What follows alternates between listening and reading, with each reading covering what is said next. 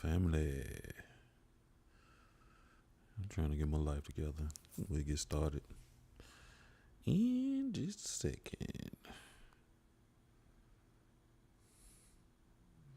All right, we should be second. Boom, we should be in business, family. I hope you've had a fantastic week so far. It's been listen. Every time I think about my week, hold on.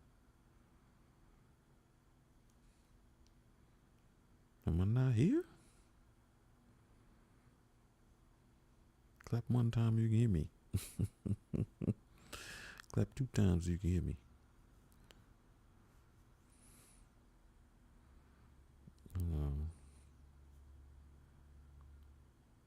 Shit, we ain't getting no camera issues. Alright, there we go. Family, it was taking a second. I had to go back to the camera. It wasn't showing.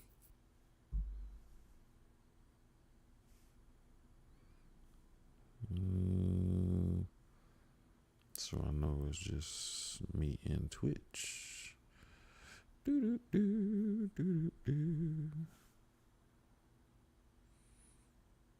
Alright, there we go. We back in business.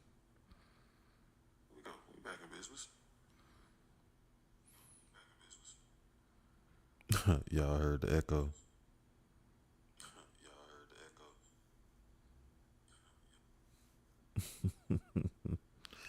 That always tripped me out a little bit.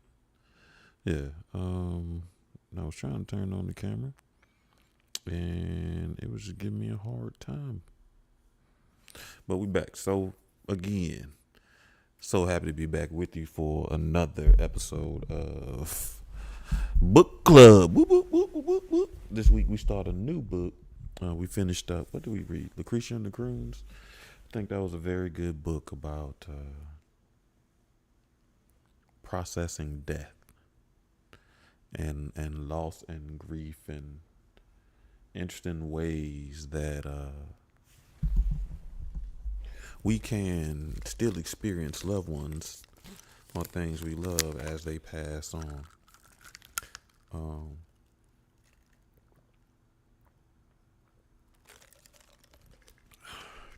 I think the book is basically just that. Lucretia and the Kroons was just a book that was kind of a long version of I felt like Grandma sat on my bed the night Grandma passed or something like that. But it was a good book. And this week we are going to start Razorblade Tears. I know I was torn on doing Marcus Garvey, but I let one of the Soul family pick. Hold on, family, I gotta get me. Never mind. I let one of the Soul family pick, and they suggested a long time ago Razorblade Tears. As a matter of fact, they suggested several books that we've read. And when I asked them, they were like, "Oh no, read that first." First, they was with Marcus Garvey on top hard, but they was like, "Nah, do that Razorblade Tears first." So I look forward to it. If you are new here, this is Soul Swami Live. We generally do shows every Tuesday and Thursday. And what we do here is discuss healing in all forms and fashion, whether that be through homework, live energy readings, all types of things, prompt questions, discussions, all types of things. And here is Thursday. It's a book club, which is a spinoff of our Tuesday night show. And Thursday night allows us to be able to reconnect with that child in us by having somebody read to us. Like I was saying, you can catch our show every Tuesday and Thursday. If you would like an energy reading, make sure you join on Tuesday. Hit that link that's in the description most of the time, and that will get you a spot on the show. And you come on the show, we do your energy reading. It's not a free for all, so you got to be a little courageous to come and get your energy reading. But tonight, is book club. So again, I told you what book we're reading, and again, book club was just a spinoff of our Tuesday night show, in an effort to allow us to reconnect with that child in us by letting someone read to us. So we generally start off every show with a little energy work with sound, light, visualization, and breath work. So this week we are continuing our root. The color for root is red, hence the red lighting. So if you into light therapy, red lighting is the light you want to go for to help you feel grounded. I'm laughing because whenever I do light therapy with people, man, that red light be bringing ooh something interesting out of them. It makes them feel strong, right? Funny that dragon's blood does that too. I'm funny about using that at sage when I do work with people because they be so aggressive after I use that black dragon's blood. But root is good for your survival instincts, your feelings of safety and security, your sense of stability, and your grounding. Your grounding is essentially your connection to the earth and everything around you. Everything's universally connected. We are all made from the same chemicals. Chinops. I always do that because that helps me remember chinops. I had so many tests on chinops. Carbon, hydrogen, nitrogen, oxygen, phosphorus, sulfur. Chinops. That's what we made of. Everything, which is crazy. If you are into aromatherapy and essential oils, you want to think of things like frankincense, myrrh, patchouli, black pepper, which I shake in everything. I should be grounded. Only thing I use more than black pepper is garlic. You best believe you get some garlic in it. Just have eggs. I don't put garlic in my eggs. If you are into crystals and gemstones, you want to think red jasper, garnet, bloodstone, black obsidian, black tourmaline is both good for your root chakra and help you feel grounded, secure, stable, all those things. So, we haven't done 478 in a minute, so we might do that for the breathing exercise. But we'll start with the bowl. 478, if you are unfamiliar with it, is a breathing exercise where we breathe in for 4, hold for 7, and breathe out for 8. So, but I'll remind you when we get there. As of right now, just relax and listen to the sound bowl. I need to find my tuner because I want to play the ukulele, but I know it ain't in tune. I'm not about to do it now, so. Do do do do do do.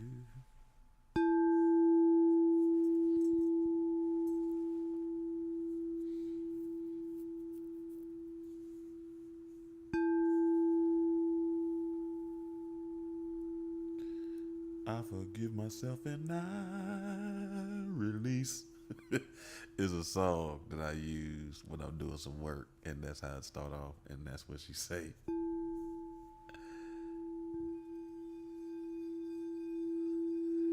I forgive myself and I release all the things that don't serve me now. Man, my energy must be high. I'm bold loud and I ain't even doing much.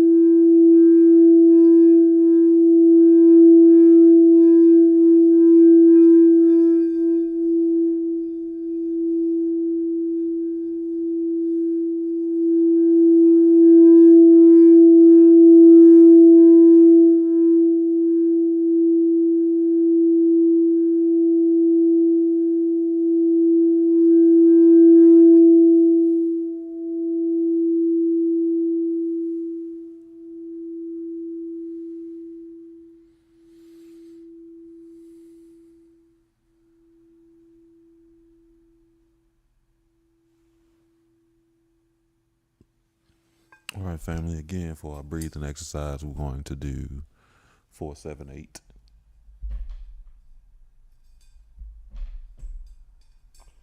And that is you breathe in for a 4 count, you hold your breath for a 7 count, and you breathe out for a 8 count. But all you have to do is just focus on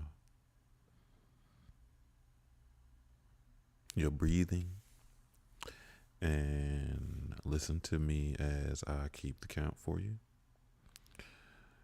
And make sure when you are focusing on your breathing, you are thinking about what you would like to receive, the clarity you would like to get, anything that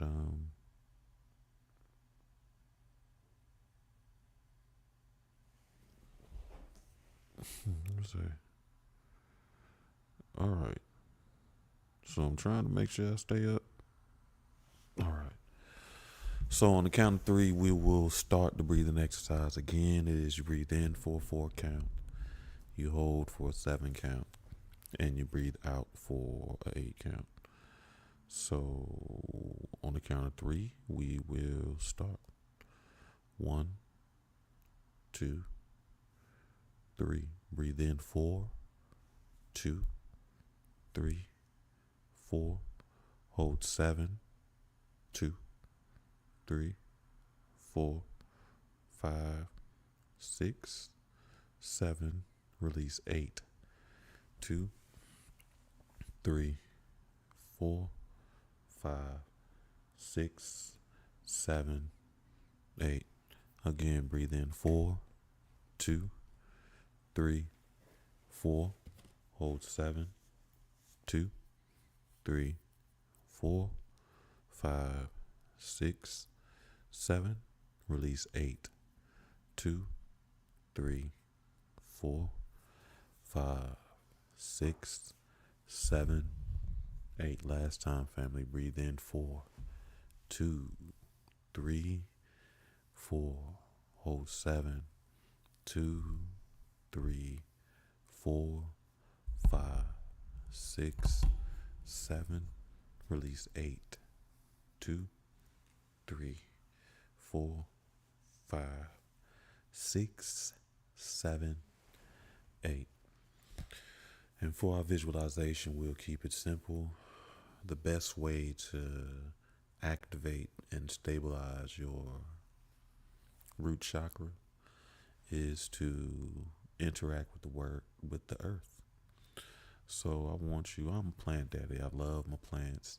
I do a lot of work with my plants, changing soil, trying to figure out the best soil, watering them.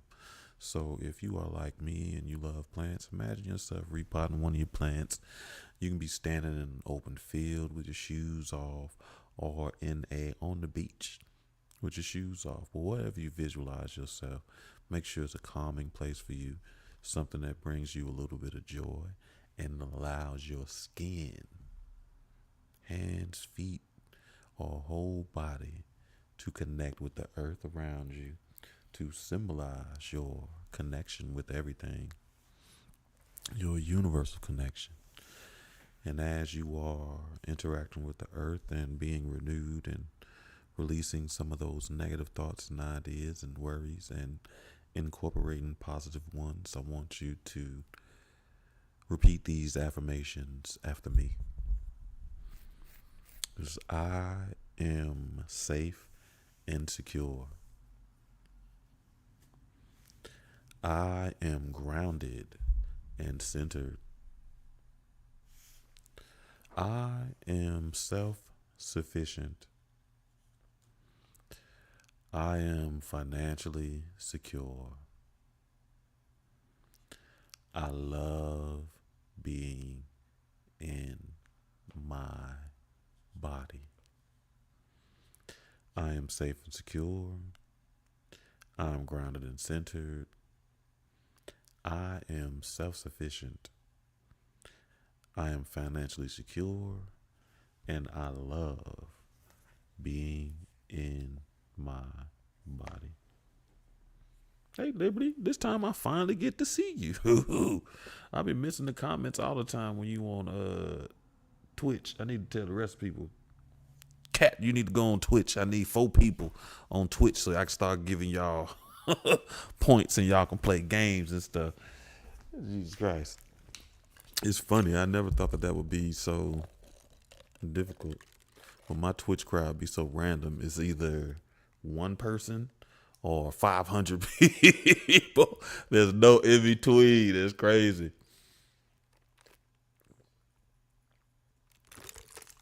So we about to start. Hey, Kat, Liberty be supporting you all the time. She said she be watching y'all show. She said, come on over to Twitch. You might as well go ahead, get you some Twitch love, and start seeing what that environment is about. It's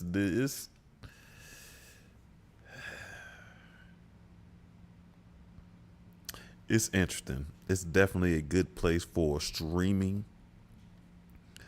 It's a better place for people who have time to stream as well too, because your past videos only stay up there like 7-14 days, and so you got to make sure you clipping and editing all the time, and I don't always have the time for that, you dig? So, but Liberty says she be okay. I ain't know you didn't know what Twitch was. So Twitch is another streaming site, right? It is really, I ain't gonna say it really is, but I think my experience and my opinion. Okay, so how I even got on Twitch is because I got an Xbox, and when you get on Xbox, like if you had Xbox for a while, Xbox is always doing some stuff with Twitch. So Twitch is really a site for gaming streamers, right? But now it's become a space for all types of streamers, right? So you get some of the biggest streamers that you hear about today are generally on Twitch. But Twitch is pretty much all streaming. The crazy thing is, like, if you on TikTok, a lot of times you'll see people post their Twitch clips onto other sites. So you'll see Twitch in as a brand, their logo somewhere in a lot of videos. But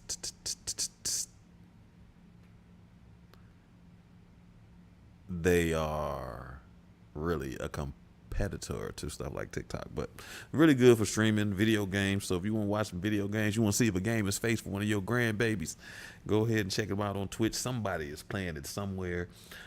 Twitch is, honestly, I think it does create a space for more interactivity with your audience, right? So, Instagram, not Instagram, because don't nobody offers as much audience interaction as Twitch. So, like TikTok, the most interaction that you can get from your people is when you invite them onto the panel, or you can get them to respond to polls and things like that with the chat. But on Twitch, I can do giveaways. There are games. You earn points by watching. There's all types of things. You can gamble. You can bet. You can do all types of stuff on Twitch. You know what I mean? So check it out. At least got there. I'm sorry, I got sidetracked telling you about Twitch. And just check it out. See what it's like. Liberty don't like it. But she's a part-time hater. You'll learn that. She's such a supportive person, but occasionally she has to be a part-time hater. And her dislike of it is valid. The biggest issue that people have with Twitch, which is very interesting to me, is that you can't just tap the screen to show love and support. You got to actually go to the heart and tap the heart. So that's the most complaints I hear about Twitch. But I like Twitch because Twitch has been the most organic for me. You know what I mean? And Twitch has a way, which is very interesting, because this is how I got a lot of followers. Twitch has a way where you can raid other people's show. So I can have like 1 million followers. I'm bored one day and I just want to raid your show. I can hardly raid your show and all my followers will be watching you while I watch you. And then they can start following you too. I remember the first time that happened to me. I was like, yo, what the hell is going on? All these people, like, where are all these people coming from? And somebody was like, hey man, you got raided. And then I had to look up what that meant, so I understand what it means now. It starts on 1, 2. Is that really it? Okay, so I guess so. So this week we are what? Okay, I guess. So this week we are beginning the Razorblade Tears, and it was suggestion. Okay, I was gonna say you ain't learned part time hating from me, but you might have. I ain't even going. I know that's right. Hello. I need to say this quote. So the beginning of the book will not even say this quote, but I need to begin to utilize it. Cause one thing that I wind up telling everybody, that I remind them, you know what I mean, by your tears you will be healed. And we like to say a lot of times, like through his tears we were healed. But if he showed us how to get there, that means our own tears have a very healing effect for ourselves as well. So this quote is, my drops of tears and I'll return to sparks of fire. I know that's right. You hear me? You get a little cry out, you get your spark back. And that's by William Shakespeare. On Henry the Eighth, that's why I didn't read Henry the Eighth. I read so many other ones, Romeo and Juliet. So I'll give you a pass. I will say that I did teach you about hate. But again, sidetracked. Through your tears you be healed. And I like that. You'll turn to the sparks of fire. My drops of tears, and I'll turn to sparks of fire. I know that's right. Hello. So, chapter 1. I don't even know what this book about. So if it's a terrible book, we're gonna all blame Liberty. So as a matter of fact, I'll put a new post on, add something to my screen to be like, we mad at Liberty for picking this terrible book. But she's done okay so far, so we ain't gonna have it. Chapter 1. Ike tried to remember a time when men with badges coming to his door early in the morning brought anything other than heartache and misery. But try as he might, nothing came to mind. The two men stood side by side on the small concrete landing of his front step with their hands on their belts near their badges and their guns. The morning sun made the badges glimmer like gold nuggets. The two cops were a study in contrast. One was tall but wiry Asian man. He was all sharp angles and hard edges. The other, a florid-faced white man, was built like a powerlifter with a massive head sitting atop his wide neck. They both wore white dress shirts with clip-on ties. The powerlifter had sweat stains spreading from his armpits that vaguely resembled maps of England and Ireland, respectively. That man just hot. Ike's queasy stomach began to do somersaults. He was 15 years removed from Coldwater State Penitentiary. He had bucked the recidivism statistics ever since he'd walked out that festering wound. Not so much as a speeding ticket in all those years, yet here he was, with his tongue dry and the back of his throat burning as two cops stared down at him. It was bad enough being a black man in the good old US of A and talking to cops. You always felt like you were on the edge of some imaginary precipice during any interaction with the officer of the law. If you were an ex-con, it felt like the precipice was covered in bacon grease. Yes, Ike said. Sir, I'm Detective LaPlata. This is my partner, Detective Robbins. May we come in? What for? Ike asked. LaPlata sighed. It came out low and long like a bottom note in a blues song. Ike tensed. LaPlata glanced at Robbins. Robbins shrugged. LaPlata's head dipped down, then raised it again. Ike had learned to pick up on body language when he was inside. There was no aggression in their stances, at least not any more than what most cops exuded on normal 12-hour shifts. The way LaPlata's head had drooped was almost sad. Do you have a son named Isaiah Randolph? He said finally. That was when he knew. He knew it like he knew when a fight was about to break out on the yard, like he knew when a crackhead was going to try to stab him for a bag back in the day, like he knew, just knew in his gut that his homeboy Luther had seen the last sunset that night gone home with that girl from the satellite bar. It was like a sixth sense, a preternatural ability to sense tragedy seconds before it came reality. What's happened to my son, Detective Plotter?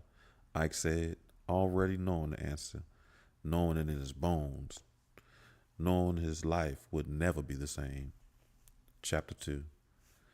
It was a beautiful day for a funeral. Snow white clouds rolled across an azure sky. Despite it being the first week of April, the air was still crisp and cool. Of course, since this was Virginia, it could be raining buckets in the next 10 minutes, then hot as the devil's backside an hour later. A sage green tent covered the remaining mourners and 2 caskets. The minister grabbed a handful of dirt from the pile that sat just beside the tent. The pile was covered by weathered artificial grass rug. He moved to the head of the caskets, earth to earth, ashes to ashes, dust to dust.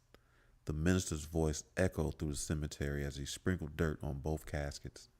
He skipped the part about general resurrection in the last days. The funeral director stepped forward.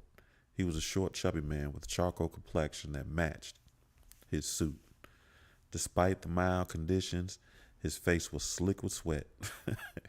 Everybody sweating that extra weight, be having them a little sweaty. It was as if his body were responding to the calendar and not the thermometer. This concludes the services for Derek Jenkins and Isaiah Rudolph. The families thank you for your attendance.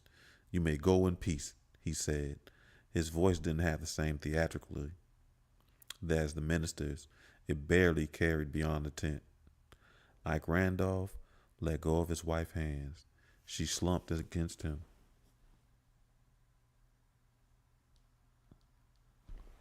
Oh, okay. Now I gotta ask you, what was you crying about this week? And how do you feel like it felt you? Side note, family, if you're new here, we be having side conversations in the crowd sometimes. So if I see somebody say something, I definitely try to ask them. The only time I really can't see is Instagram, because I can't ever find my live on Instagram, period. So I'm gonna have to have somebody share it with me, share my own live link with me so I can find my live. But it's crazy. But so sometimes I have side questions with the family. But I'm curious if Liberty was crying, what was it cry for? And what did you heal within yourself?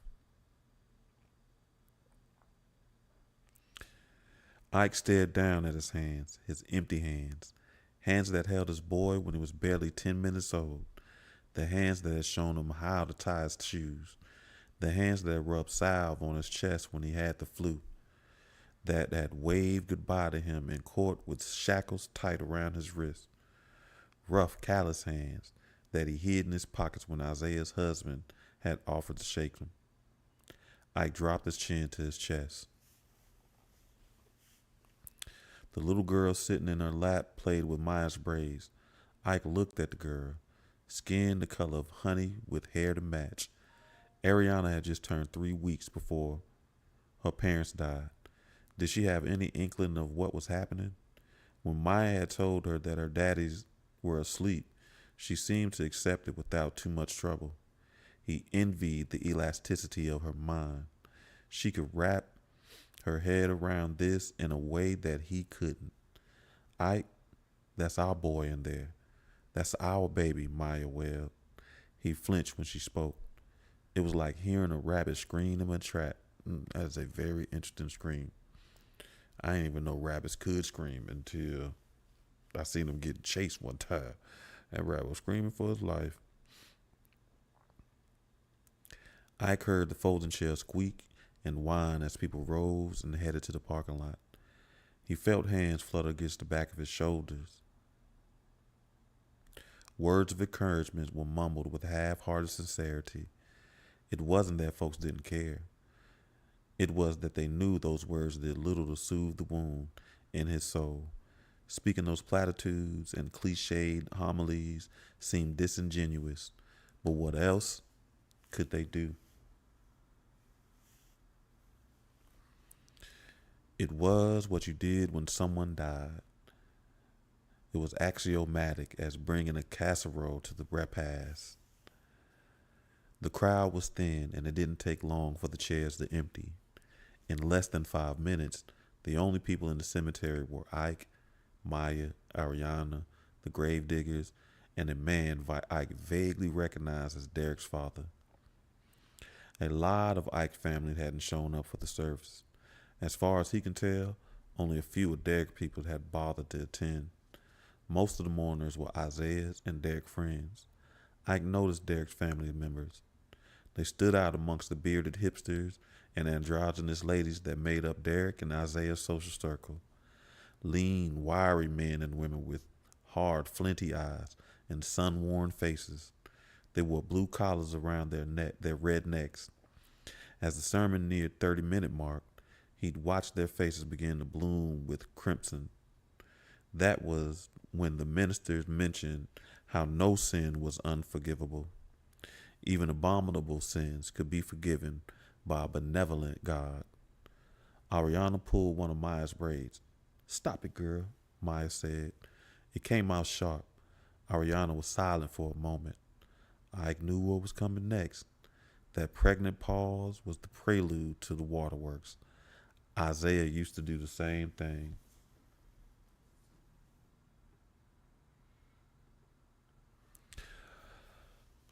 You know what? I'm glad you actually said that frustration was why you were crying. And I say that because that word frustration has been coming up a lot in my conversations, right? And specifically around how anger is a mask emotion. And one of the emotions that it masks will be frustration. So people will be frustrated, but instead of exhibiting frustration, they will exhibit anger because they haven't given them that space to be able to exhibit frustration in a healthy way, right? So I give you props for being in a space where you allow yourself to experience the emotions and to experience the other emotions that come along in tandem with them.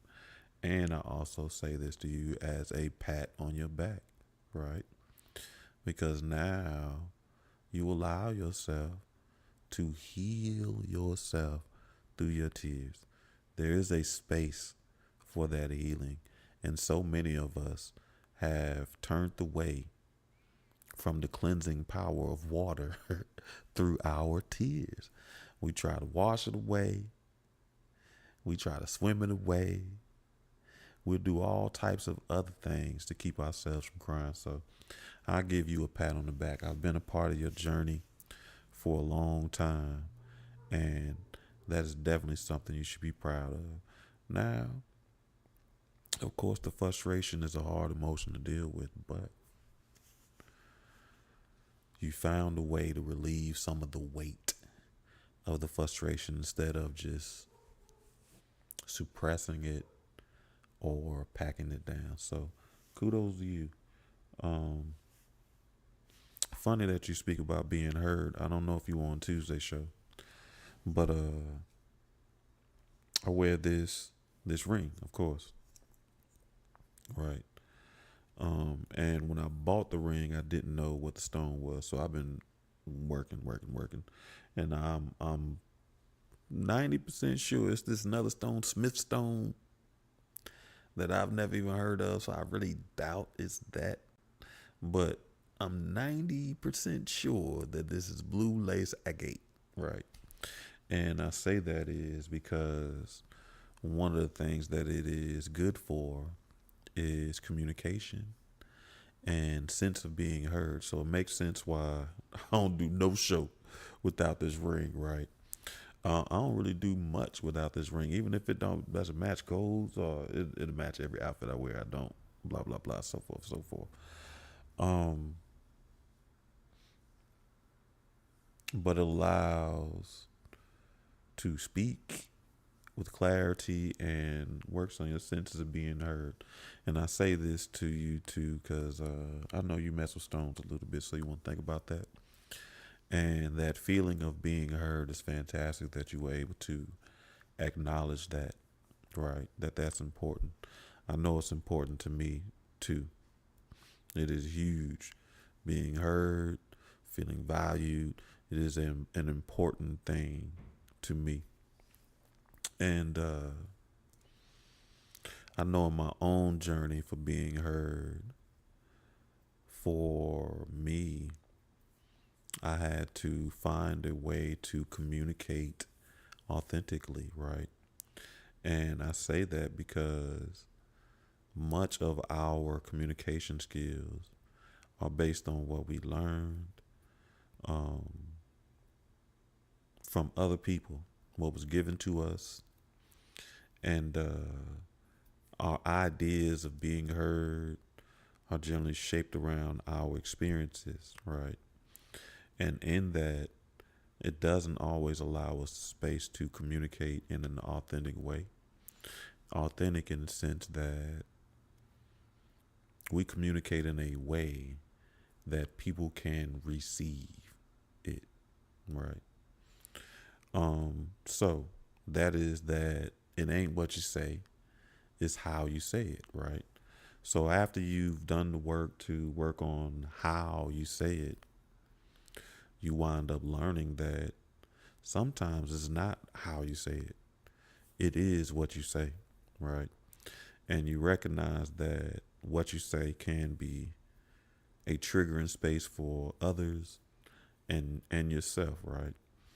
And that comes with consequences that you cannot control. And I say this is as you find your voice and you navigate feelings of being heard, once you get to a space that you are communicating in a way that is authentic and true to you, that really expresses your say, how you say, I mean, your feelings and your thoughts, right?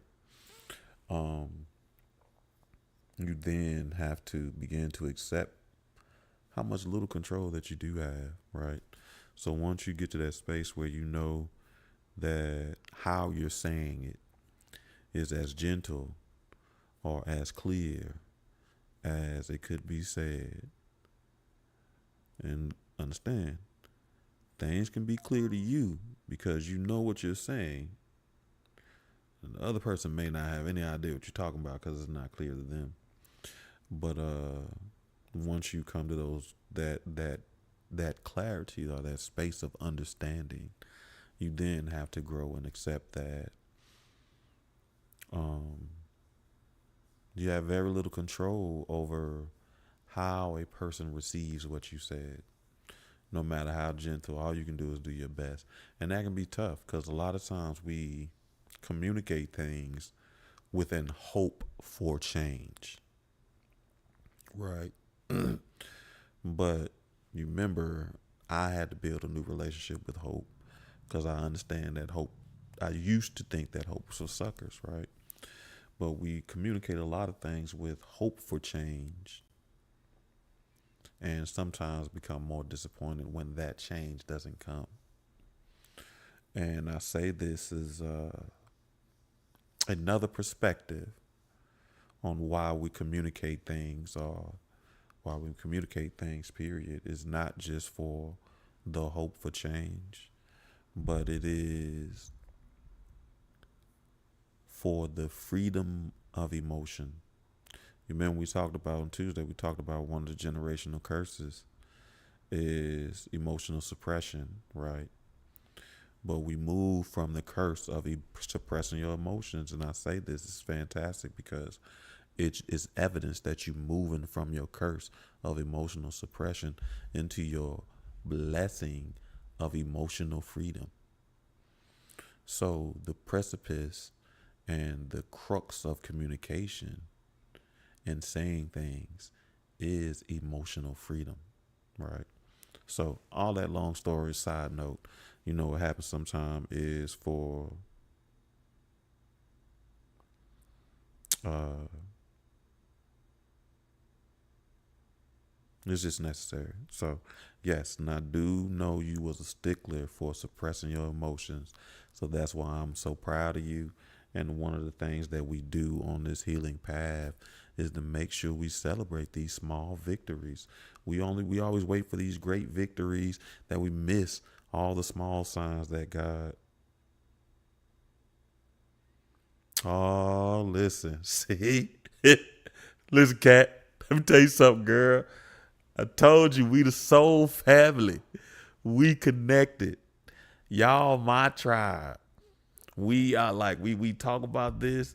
I know we like you work with me and you get your own flock. And your flock be wild. Wild. They stress you. They give you so many problems and you like how am I gonna help them navigate these waters, right? I don't know. Right.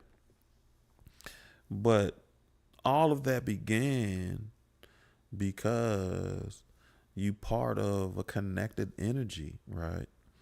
So we all are in this space where we are experiencing emotional freedom, right? Through communication and feelings of being heard. And we all are experiencing emotional cleansing through the tears that will heal us, right? So it's not coincidental that and trust me, you're not the only ones. I've been talking to several soul family this week and been having to commend them on them crying, right? So it's not coincidental. It is what we say. It's the synchronicity of life. And it proves that we are connected people because we are on this journey together, right? So it's not abnormal. And if you're kind of new or just now listening to this, if you are here listening to this conversation and you've been dealing with these feelings and you may not even be at the space to be able to identify what is making you want to cry yet, I'm saying this, that you are part of our people too, right? So there is a space for that, and I'm so proud of both of y'all. Listen, I get it. You get me up here, I get to talking too long. Side note, and then I be crying too. You know what I mean? So we ain't. I'm so proud of both of y'all. Y'all been going through it and handling it like G's, and being transparent and vulnerable and all types of things. So heal yourself through your tears and reignite those fires, right? Sorry for the side note. Love y'all. For real, for real. We get back to the book. Oh Lord, I promise you, man. I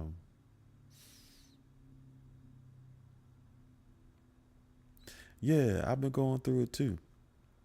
So I had to recognize, and I think I talked about it a little bit on Tuesday, but I had to recognize that I'm in a space of triggered, right? This furlough thing has been very interesting for me, but it is an emotional and spiritual challenge because the last time I was in this space, I had lost my job, I lost my girl, I had lost so many different things, right? So it's easy to be in this space again and begin to function in a space of survival instincts, right? But through that first time, through that process, I really had the opportunity to be able to exercise thriving instincts and hope and faith and all of those things. So this second time around is giving me that space to really see if I really, really, really believe in what I was doing. And then it also has allowed me to be able to identify specific emotions. So like when Liberty, when you said you frustrated, I recognize that because I've been dealing with frustration this week as well. You know what I mean? When Kat talks about, I know why you crying too, but one of the conversations we've been having this week on the show and the last couple of weeks is that's been kind of coming up in there is the feelings of loss. You know what I mean? And expanding loss beyond just loss of people. So all of this is just to say that it's more proof that we are connected. And even though a lot of times I'm in a position to be seen as the leader or the guide, one thing that y'all understand is that I'm what you call a servant leader. So when you look to the left or you look to the right, you see me there doing the work too.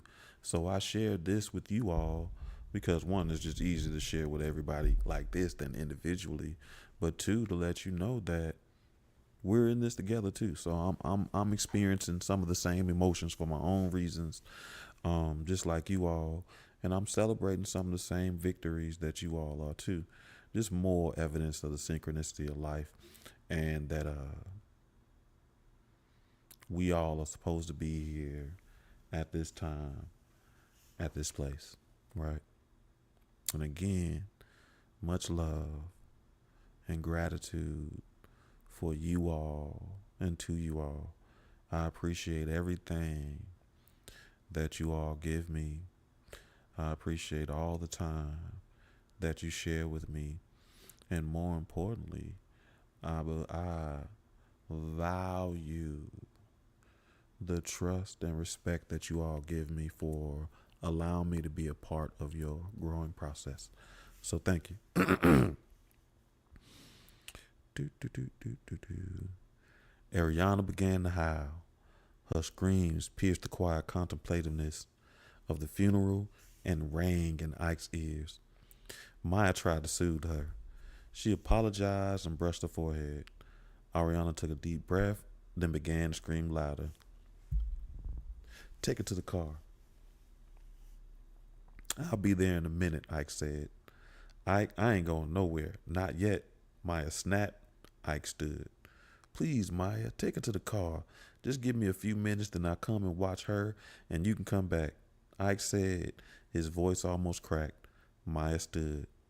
She pulled Ariana close to her chest. You say what you gotta say. She turned and headed for the car. Ariana's cries withered to whimpers as they walked away. Ike put his hands on the black classic with the gold trim. His boy was in there. His son was in his rectangular container, packed and preserved like some cured meat. The breeze began to pick up, making the tassels hanging from the edge of the tent flap like the wings of a dying bird. Derek was in the silver casket with the black trim. Isaiah was being buried next to his husband. They died together, and now they'd rest together. Derek's father rose from his seat. He was a lean and weathered piece of work, with a shock of shoulder length salt and pepper hair. He walked up to the foot of the casket and stood next to Ike. The grave diggers busied themselves with shovel inspections as they waited for these two men, the last of the mourners, the last two to leave. The lean man scratched at his chin. A gray shadow of a beard covered the bottom half of his face. He coughed, cleared his throat, then coughed again. When he got that under control, he turned toward Ike. Buddy Lee Jenkins, Derek's father. I don't think we've ever officially met, Buddy Lee said. He held out his hand. Ike Randolph. He took Buddy Lee's hand and pumped it up and down twice, then let it go. They stood at the foot of the coffin, silent as stones. Buddy Lee coughed again.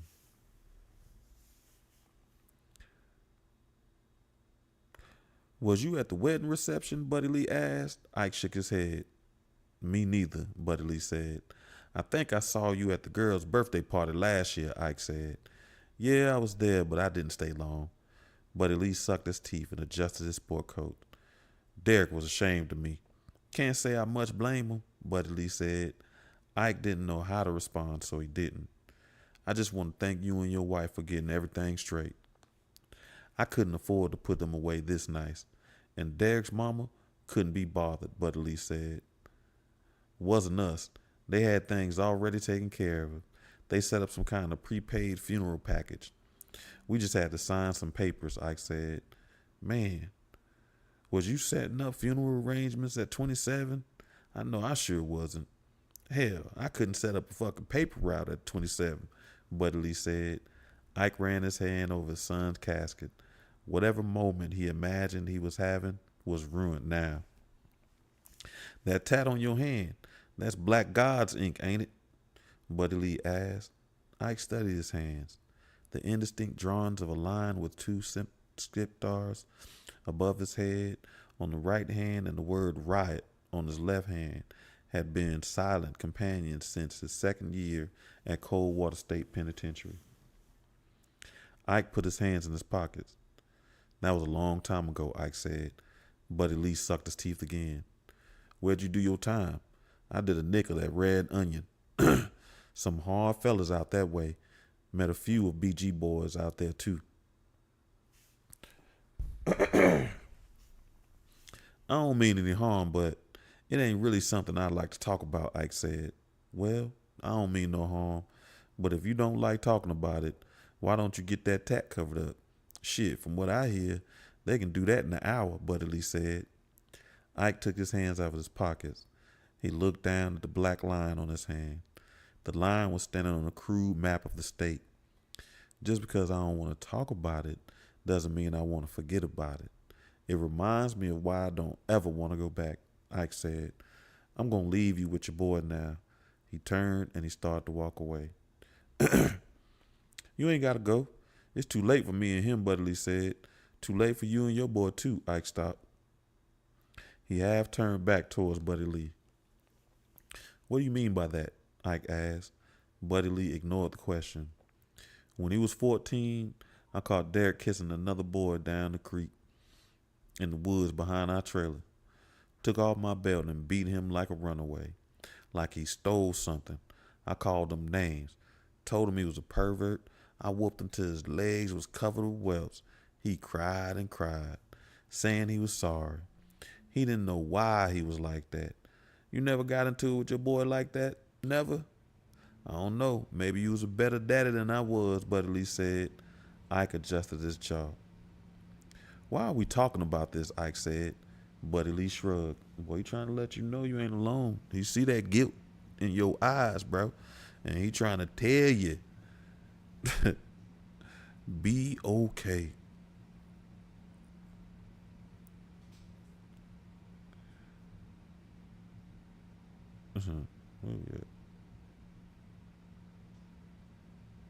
Why are we talking like this? Ike said. Buddy Lee shrugged. If I could just talk to Derek for 5 minutes, you know what I'd say? I don't give a damn who you fucking. Not one bit. What you think you say to your boy, Buddy Lee said. Ike stared at him. Stared through him. He noticed tears clinging to the corners of the man's eyes, but they didn't fall. Ike ground his teeth so hard and thought his molars might crack. I'm going, Ike said. He stomped toward his car. You think they're going to catch who did it? Buddy Lee shouted after him. Ike picked up his pace.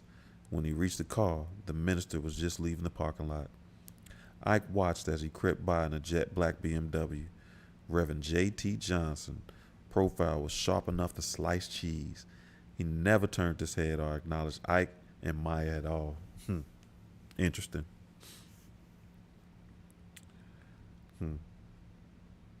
Ike jogged towards the door. I paused because I know how it feels to want somebody to see you and and the person presiding over your child's funeral, you definitely want them to at least look at you. I'll be careful at that, because when my pops passed, I had one of them conversations with the pastor. That was not helpful at all. At all. I'd rather him just do like a lot of people at that funeral and ignore that my father had prior children at all. Half the people at the funeral didn't even know he had kids. It was interesting. Ike jogged down the driveway. He caught the minister before he turned into the highway. Ike tapped on his window. Reverend Johnson lowered the glass. Ike dropped to his haunches and extended a hand into the car. I guess I should thank you for preaching at our son's funeral, Ike said. Reverend Johnson grabbed Ike's hand and pumped it up and down a few times. No need to thank me, Ike, Reverend Johnson said. His deep, rich baritone rumbled out of his chest like a freight train on greased tracks. He tried to pull his hand away, but Ike gripped it tight. I'm supposed to thank you, but I just can't. He gripped Reverend Johnson's hands tighter. The minister winced. I just gotta ask you, why did you preach the funeral? Reverend Johnson frowned. Ike, Maya asked. I know Maya asked you to do it. What I'm asking you is, why did you do it? Because I can tell you didn't want to, Ike said. He tightened his grip on Johnson's hand. Ike, my hand. You kept talking about the abominable sin over and over. You thought my son was an abomination? Ike asked. Ike, I never said that. You didn't have to say it. I might just cut grass for a living, but I know an insult when I hear it. I know that's right. We from the South. I know shade when it shows up. You think my son was some kind of monster, and you made sure everybody at his funeral knew it. My boy was less than 5 feet away from you, and you couldn't shut the fuck up about how his sins were forgivable, his abominable sins. Ike, please, Reverend Johnson said. A line of cars was formed behind the good minister's BMW. His not looking at you showed that shit too. You didn't say nothing about him being a reporter or that he graduated at the top of his class at VCU. You didn't talk about him winning the state basketball championship in high school. You just kept talking about the abominations. I don't know what you thought he was, but he was just. Ike paused. The word caught in his throat like a chicken bone. Please let go of my hand, Reverend Johnson gasped. My son wasn't no fucking abomination, Ike said. His voice was cold as a mountain stream flowing over the river rocks. He gripped Reverend Johnson's hands tighter. I felt he felt the metacarpals grind into powder. Reverend Johnson groaned. Ike, let him go, Ma said. Ike turned his head to the right. His wife was standing outside the car. The line behind him was 10 deep. Ike released Reverend Johnson's hand. The minister spun tires as he rocketed onto the highway. Ike marveled at how fast the German engineer carried Reverend Johnson away. Ike walked back to his car. Maya got in the passenger seat and he slid in the driver's side. She crossed her arms over the narrow chest and leaned her head against the window. What was that all about? She asked. Ike turned the key in the ignition and put the car in the gear. You heard what he was saying at his sermon. You know what he was saying about Isaiah. Ike said, Maya sighed. Like you haven't said worse. But now that he's dead, you want to defend him? Maya asked. Ike gripped the steering wheel. See, that's what that man, Buddy Lee, was trying to tell you. He seen the guilt in your face, and he was trying to deny. He was trying to deny that guilt. I don't know what you're talking about. I loved him. I did just as much as you, Ike said between clenched teeth. Really? What was all this love when he was getting picked on morning, noon, and night at school? Oh, that's right. You were locked up. He needed your love then. Not now that he's in the ground, Maya said. Tears rolled down her face. Ike worked his jaw up and down like he was biting the tension between them. That's why I taught him how to fight when I came home, Ike said. Well, that's what you know best, ain't it? Maya asked. Ike clenched his teeth. Do you want to go back over there? And Ike started to say, just take us home, Maya sobbed. He stepped on the gas and pulled out of the cemetery parking lot. Chapter 3. Buddy Lee sat straight up in his bed. Someone was banging on the door of his trailer so hard it felt like a whole structure was shaking. He checked the clock sitting on the milk crate that served as his nightstand. It was 6 o'clock. The funeral had ended at 2 p.m. Buddy Lee had stopped off at the Piggly Wiggly and picked up a case of beer. He crushed the last can around 4:30.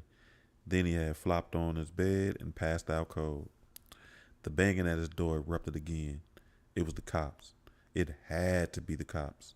No one banged on your door that hard except Johnny Law. Buddy Lee rubbed his eyes. Run. The thought flashed in his mind like an LED sign. The impulse was so strong he was standing up and taking 2 steps toward the back door, and he realized what he was doing. He took a deep breath. Run. The thought pussed his head even though he was 10 years out of Red Onion. Even though he only had a jar of moonshine in the cabinet and 2 joints in his truck. Even though he'd basically kept his nose clean ever since he started driving for Kitchener and Seafood 3 years ago. Well, he didn't have to worry too much about keeping his nose clean anymore since Ricky Kitchener had fired him instead of giving him a week of bereavement time. I know that's right. Buddy Lee cracked his knuckles and walked to the front door. The temperature had skyrocketed since he passed out, so he flicked on the AC unit before opening the door. A short, squat man was standing on the 4 center blocks that made up Buddy Lee's front porch. His balding head was ringed by rust-colored patches of hair on the sides and in the back of his skull. His white t-shirt sported a week's worth of stains. They spelled out his eating habits like indistinct hieroglyphics. Hey, Artie, Buddy Lee said. Your rent's a week late, Jenkins. Artie said. Buddy Lee burped as he thought all 24 beers in the case were going to make a surprise appearance in his mouth. Buddy Lee closed his eyes and tried to conjure up a calendar in his head. Was it the 15th already? Time had been strange, inconsequential qualities since the cops had shown him a picture of Derek's face with the top of his head blacked out. Buddy Lee opened his eyes. Artie, you know my son died, right? The funeral was today. I heard, but that don't change the fact that rent's due. I'm sorry about your boy, I really am, but this ain't the first time you've been late. I done let you slide a few times, but I gotta have it by tomorrow or we're gonna have some other kind of conversation, Artie said. His tiny rat eyes set in his head dull and brown like old pennies. Oh, shit. Buddy Lee leaned against the ragged door frame. He crossed his wiry arms. Yeah, I can tell you've really failed on hard times here, Artie. How in the world are you going to keep up your fantastic wardrobe, Buddy Lee said. You can joke me all you want, Jenkins, but if I don't have full payment tomorrow, which includes the lot fee and the rent for the trailer, I'll, Artie said, but Buddy Lee stepped down on the porch on the first center block. Artie had inspected the move. He took an awkward step back and nearly tumbled to the ground. You'll what? What you gonna do? Call the cops? Go down to the courthouse and get a warrant to kick me out of this broke down trailer? Lord have mercy. What in the world would I do without this fucking mansion that got a toilet that ain't flushed since 94? I know that's right. Hey, Buddy Lee is real. I ain't even finna lie. He keeping it authentic. While other buddies try to suppress his real feelings, right? Ain't no free ride here, Buddy Lee. This ain't one of them Section 8 setups. You want that? You can go over to Wyndham Hills and hang out with the other welfare cases. I knew I should have never rented to no ex-con. My wife told me, but I ain't listen. Every time I try to give somebody a break, they screw me. Artie said. Spittle sparked from his lips. Well, somebody got to screw you since your wife gave up on getting you to take a bath more than once a month, Buddy Lee said. Artie flinched like he'd been slapped. Fuck you, Buddy Lee. I got a glandular condition. You know, you ain't nothing but trash. Been trash just like all them Jenkins. That's why your son was a. Artie didn't get to finish the statement. Buddy Lee had closed the distance between them in 1.5 steps. A jackknife, its brown wooden handle, smooth and slick from years of use, was pressed blade first against Artie's belly. Buddy Lee balled up the wad of Artie's t-shirt and put his mouth close to the shorter man's ear. That's why my son was a what? Go on. Say it. Say it and I can slit you from nuts to neck, split you open like a killing hog, and let your guts fall out like you were cooking chitlins for Sunday dinner, Buddy Lee said. I just want the rent, Artie wheezed. What you want is to come over here while my boy ain't even cold in the ground and swing your dick around like you the cock of the walk. All the time I been here, I done let you talk your shit because I didn't want no trouble. But I buried my boy today. And now I ain't really got a goddamn thing to lose. So go ahead and say it. Say it, Buddy Lee said. His chest heaved as his breath came in rapid bursts. I'm sorry about Derek. Jesus Christ. I'm so fucking sorry. Please let me go.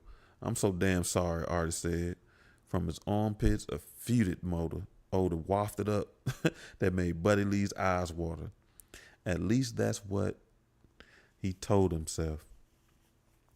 With the mention of his boy's name, the rattlesnake in his heart that Artie had poked and slithered back down into his hole, the fight flowed out of him like water pouring through his sieve.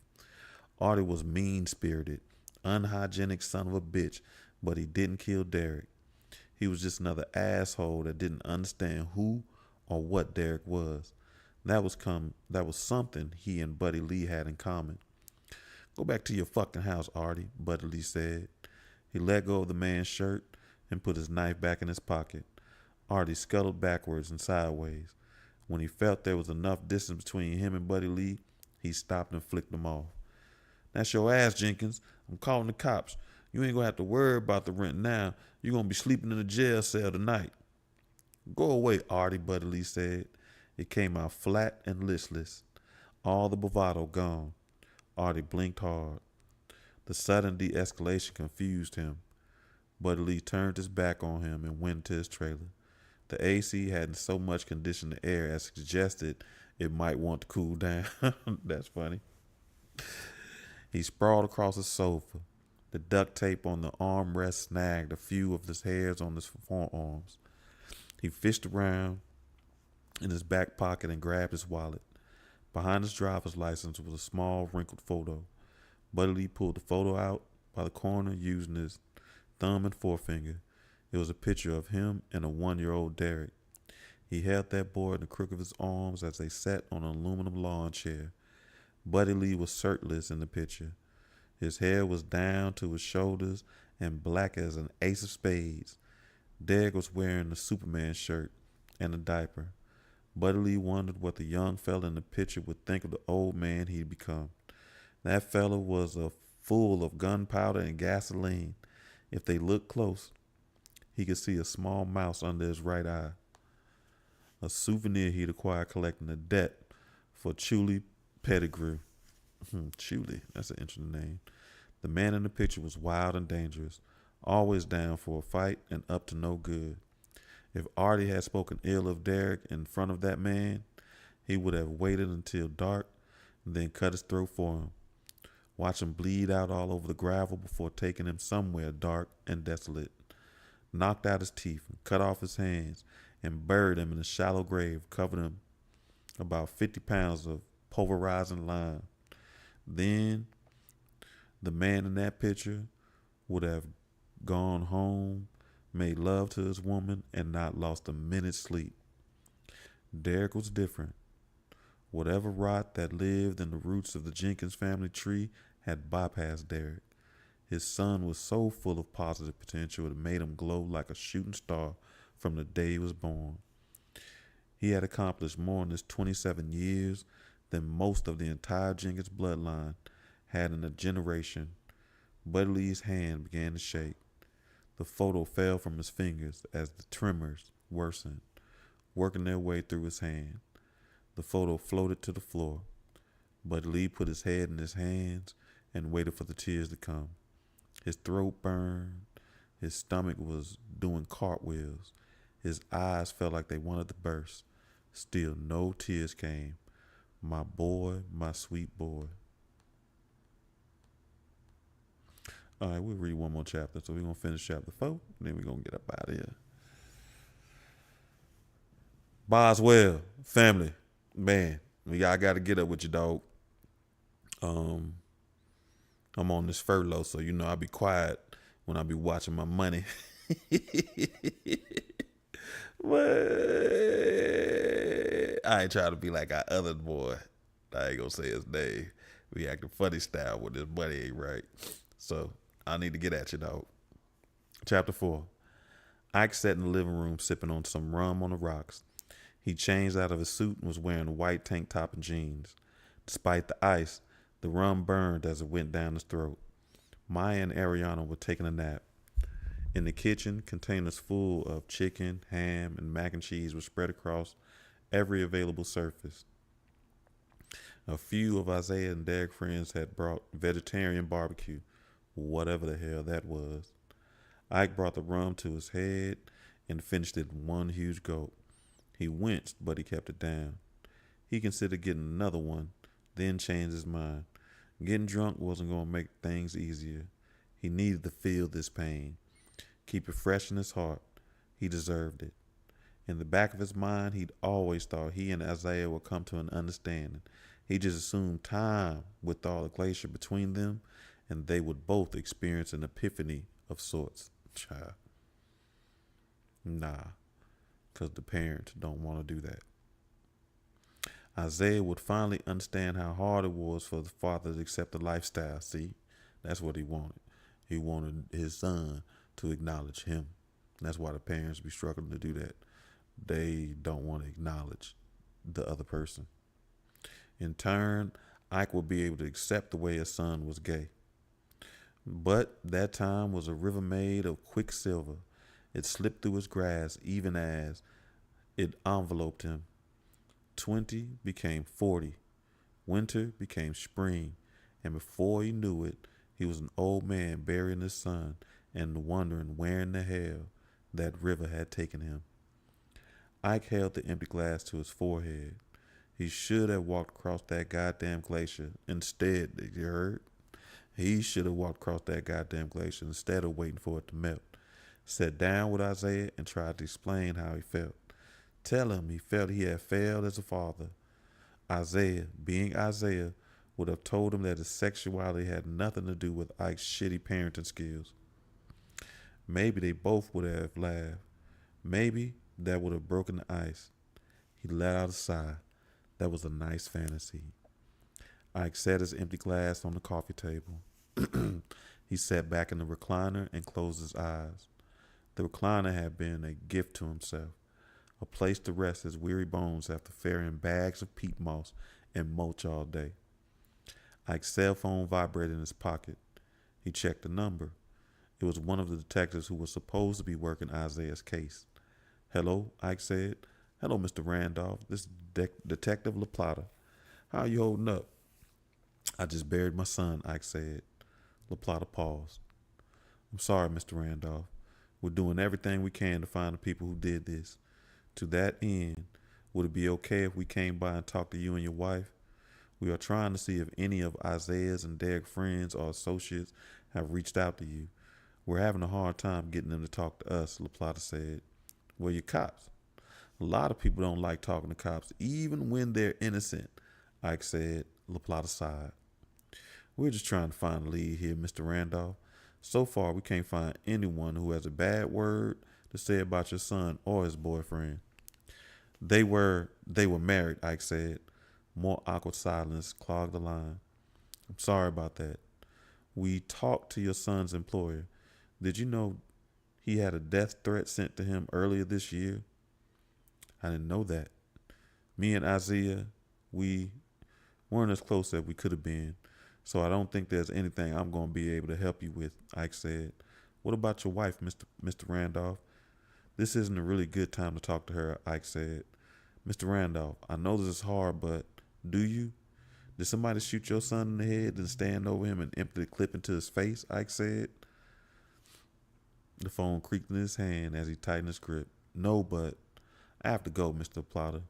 Ike said. He hit the end button and put the phone on the coffee table next to the empty glass. He walked over to the cheap pressboard entertainment center that housed their television and a dozen of framed photos. Isaiah kneeling with one hand on a basketball in his gold and blue Red Hill County High School uniform. A picture of a preteen Isaiah pinning Maya when she graduated from nurture school. A picture of Isaiah, Maya, and Ike day Isaiah graduated from college. Maya stood between them. A demilitarized,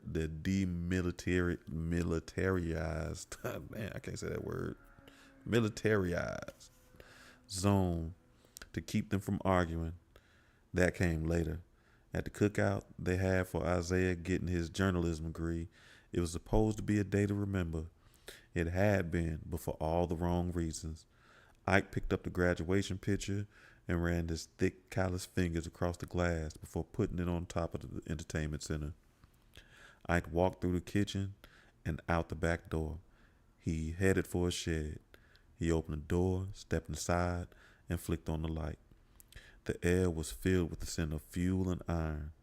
The shed was large, 40 by 40, with a skylight and a vent. On one side of the structure, a collection of tools and yard equipment was stored with military precision. 2 leaf blowers and 2 weed trimmers hung on the hooks and gleamed like showroom models. Rakes and shovels were stacked next to each other like rifles in an armory. A push mower and an edger sat next to each other without a trace of grass or dirt anywhere. Suspended on the right side of the shed in the corner behind motes of dust was a heavy bag. The lonely light hanging from the ceiling cast an odd shadow against the wall behind the bag. Ike went over to it and began bouncing on the ball of his feet. He bobbed and feigned, then started peppering the bag with punches. Quick 1-2 combinations, feeling the sting of the weathered leather against his bare knuckles. Growing up, Isaiah had been a natural athlete. When we worked on the heavy bag, his movements were more powerful and fluid. His footwork was exceptional. His head movements was elusive. When Ike was released, boxing was the only thing Isaiah enjoyed doing with him. They didn't have to talk when they wrapped their fists and worked over their weathered cowhide. Ike had just wanted him to enter the Golden Gloves or join the AAU team. He had hoped boxing would be the thing that would bridge the gap between them two, but Isaiah refused to fight. Ike pressed and pushed him, but he wouldn't budge. He was as stubborn as any other 14-year-old kid. Finally, Ike had pushed one too many times, and Isaiah had cut to the heart of the matter. I'm not like you. I don't like hurting people. That was it. They never gone into the shed together again. Ike unleashed a fury of elbow strikes. He jumped backwards and tucked his chin into his chest, then fired off a series of rights and lefts in a staccato rhythm. The steady beat of his knuckles smashing against the taut surface of the bag reverberated throughout the shed. Ike always pushed Isaiah too hard, and Isaiah pushed right back. Maya said they were so much alike, Ike should have given birth to him. The last conversation a few months ago had been a verbal shoving match that ended with slamming the door. Isaiah came over to tell his mother he and Derek were getting married. Maya had hugged him. Ike had gone into the kitchen to pour a drink. After a few more kisses from his mother, Isaiah had followed him. You don't approve? Isaiah had asked. Ike had gulped his rum and set the glass on the edge of the counter. It's not my place to approve or disapprove, not anymore. But you know this ain't just about you. Y'all got that little girl now, Ike said. Your granddaughter? Her name is Ariana, and she's your granddaughter. Isaiah had said. A vein in the furrow of his forehead began to pulse.